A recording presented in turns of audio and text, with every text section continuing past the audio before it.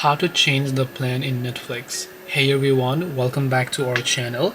In today's video we are going to learn how we can change the plan in Netflix, so make sure to watch the video till the end. Changing the plan on Netflix is simple, but you have to open up your browser. So open your browser and go to netflix.com, not the app. Then tap the three lines option from the top left of the screen. Then just go to this option here known as account.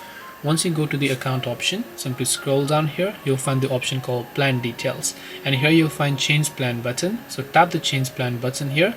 All you have to do is select any of the other plans that you wish, then tap the continue option to basically change the plan. This way you can go ahead and then change the plan in Netflix. Hope this video was very helpful. If you have got any questions, feel free to also leave them down in the comment section. Thank you very much for watching till the very end of this tutorial, and see you soon in our next video.